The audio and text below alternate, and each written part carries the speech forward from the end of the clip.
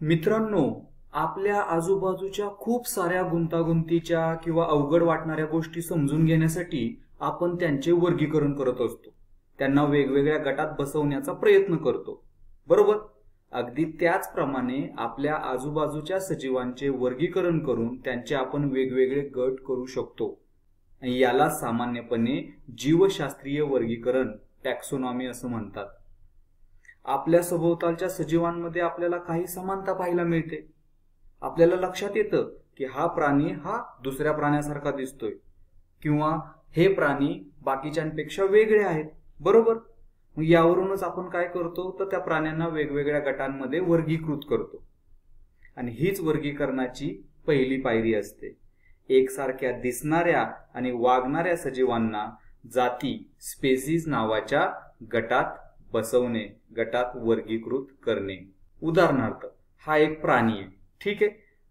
मग आपण त्यासारखे दिसणारे इतरही प्राणी पाहतो आणि म्हणून मग आपण म्हणतो की हे सगळे सिंह जातीचे प्राणी आहेत.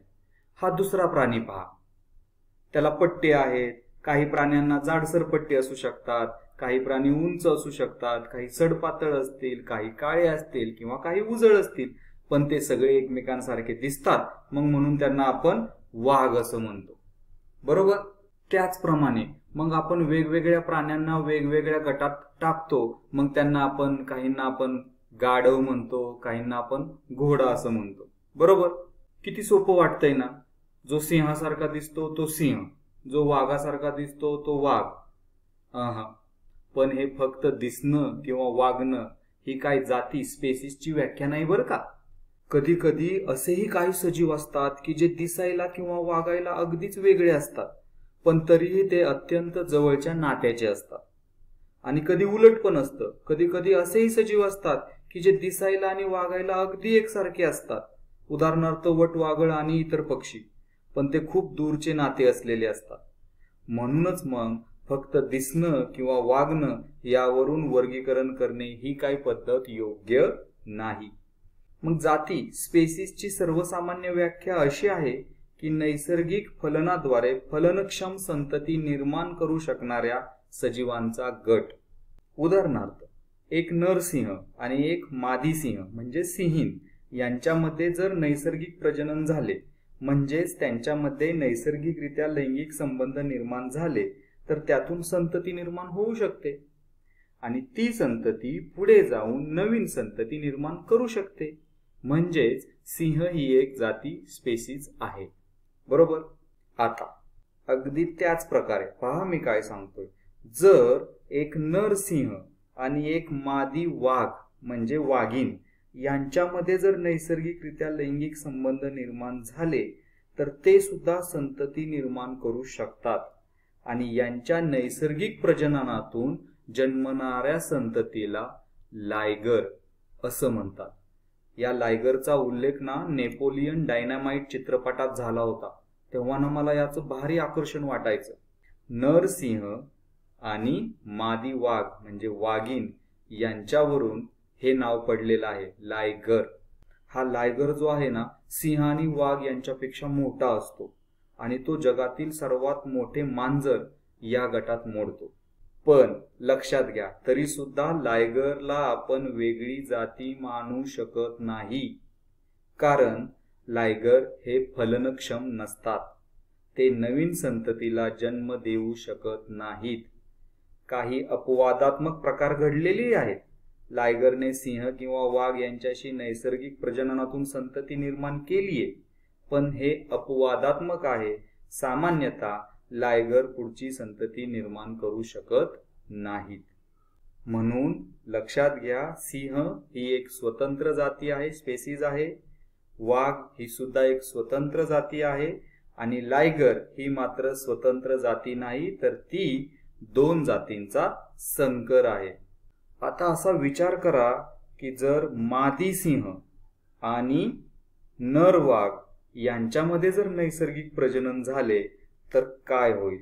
अशा वेळी तयार होईल टायलॉन नावाचा संकरित प्राणी. बरोबर?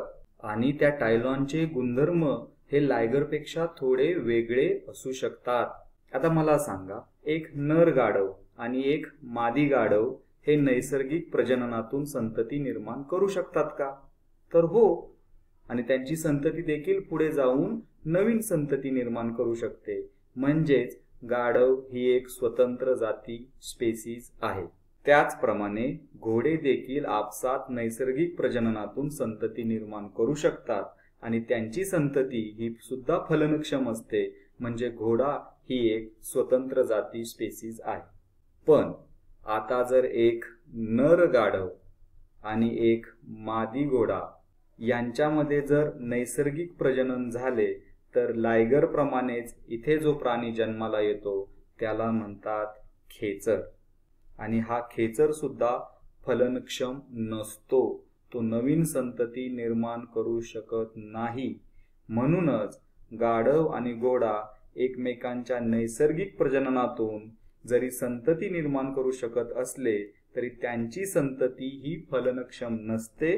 त्यामुळे गाढव ही एक स्वतंत्र जाती आहे, घोडा ही एक स्वतंत्र जाती आहे आणि त्यांच्यापासून निर्माण झालेले खेचर हे एक संकरित प्राणी आहे. त्यामुळे लक्षात घ्या, लायगर आणि खेचर हे दोन्ही सुद्धा संकरित प्राणी आहेत, हायब्रिड ॲनिमल आहेत. तर मला सांगा, मादी गाढव आणि नर घोडा यांच्यामधील नैसर्गिक लैंगिक संबंधातून निर्माण होणाऱ्या संततीस काय बरं म्हणत असतील? तर त्याला म्हणतात हिनी. हिनी हा खेचरासारखाच असतो, पण त्यांच्यातील गुण हे खेचरापेक्षा वेगळे असतात. खेचर हा खूप चांगल्या प्रकारे काम करतो, त्याच्यामध्ये गाढव आणि घोड्यातील चांगले गुण असतात. हिनी तुलनेने दुर्मिळ आहे आणि त्यांच्यातले गुण हे खेचरापेक्षा थोडेसे वेगळे असतात. आता हे सगळं इतकं सविस्तर सांगायचं कारण असं की आपण सुरुवातीला म्हटलं होतं की जे एकसारखे दिसतात आणि वागतात ते एकच जाती असतात. पण आता आपल्याला कळतंय की दिसणं आणि वागणं यापेक्षा जे सजीव एकमेकांशी नैसर्गिक प्रजनन करू शकतात आणि त्यांची संतती ही फलनक्षम आहे का हे पाहणं अधिक महत्वाचं आहे. बरोबर? तर जातीचं उत्तम उदाहरण म्हणजे कुत्रा. कुत्र्याच्या अनेक जाती असतात. उदाहरणार्थ हा मधला जो दिसतोय तो एक छोटा कुत्रा, चिवाउवा कुत्रा, ठीक आहे, आणि हा शेवटचा दिसतोय तो एक कुत्रा. तर त्यांनी जर एकमेकांशी नैसर्गिकरित्या लैंगिक संबंध ठेवले तर ते सुद्धा संतती निर्माण करू शकतात. हो, आणि त्यांची संतती सुद्धा फलनक्षम असते. अगदी याचप्रमाणे इतर जातीचे कुत्रे सुद्धा एकमेकांशी नैसर्गिक प्रजननातून संतती निर्माण करू शकतात आणि त्यांची संतती ही फलनक्षम असते. म्हणूनच मग आपण सर्व कुत्र्यांना एकच जाती मानतो. ठीक आहे, इथेच थांबूयात. धन्यवाद.